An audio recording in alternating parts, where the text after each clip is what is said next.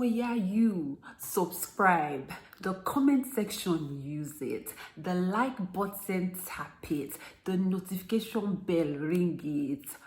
It's Aduke and welcome to my channel. But please guys, please, I beg subscribe.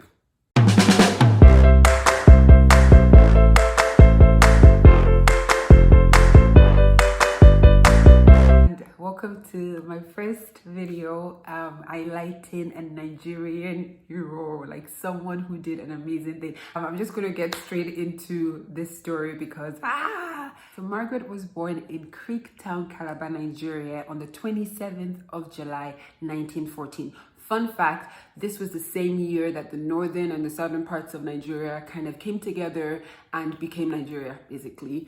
So from when she was a little girl, she always wanted to be a teacher, and she was going to work hard and go to teaching school. But unfortunately, in the final year of secondary school, her dad passed away, and this meant, no school. Anyway, she got a job as an apprentice at an elementary school, and then she continued working there until like 4 years later, she fell in love and she met a man called John Ekpo, and they got married. And then they moved to his hometown called Aba. They moved to Aba. And then John had to go to Ireland.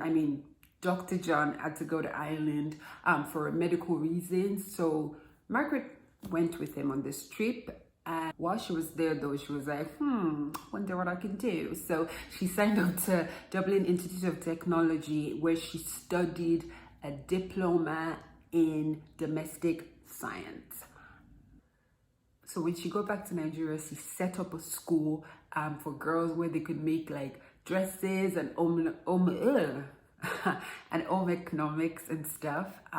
Meanwhile, her husband, who was a doctor in the general hospital in Aba, was like starting to get frustrated because the colonial masters were starting to like really maltreat. The conditions at work were just like awful, and they weren't respecting the Nigerian doctors, and like so he and his colleagues were like, oh bruh, we need to get out of here. But where are we gonna go though? And the same thing was happening all over Nigeria, where people were like, Nigerians were like, yo,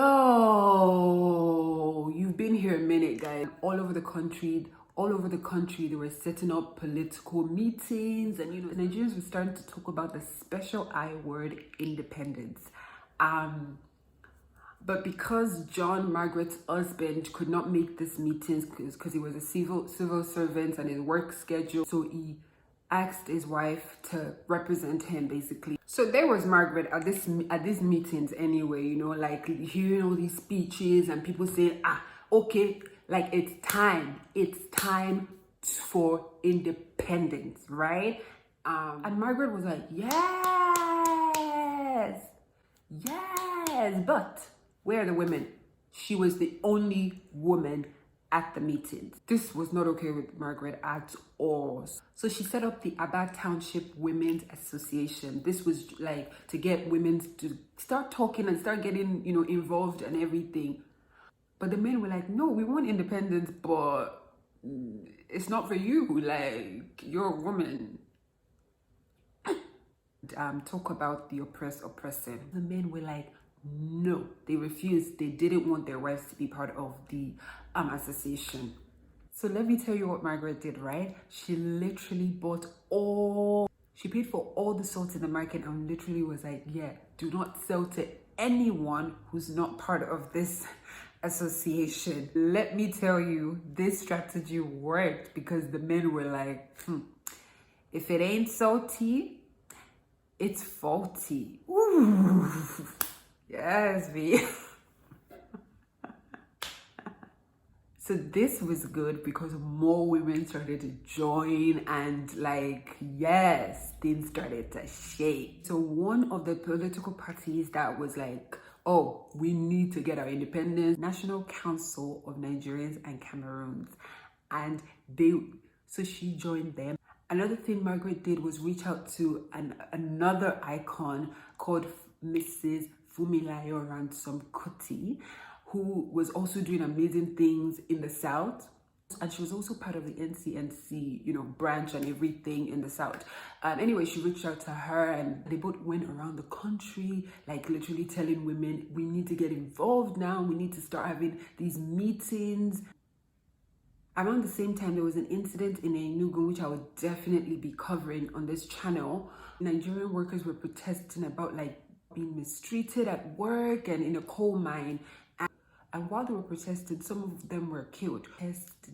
So Margaret Ekpo traveled to Enugu to show solidarity and to visit the families of the people that died. And so they had a protest for the killing of the peaceful protest of these workers. So Margaret gave a speech at this protest and she was like, yo, like, oh my goodness, this is insane.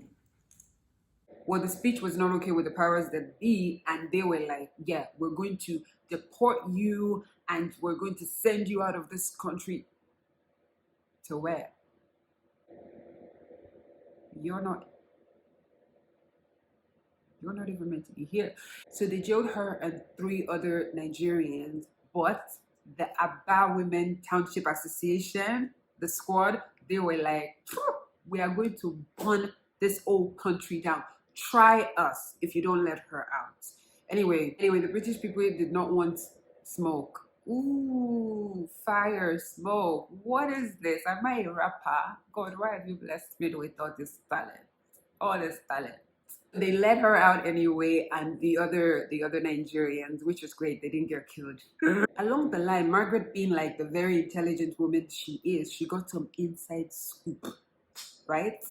So the thing was, when Nigeria gets their independence under the new constitution that they were going to get, they were about to leave the women out. So you see the way Margaret was part of NCNC, it was just an exception to the rule, and they were about to like kick her out.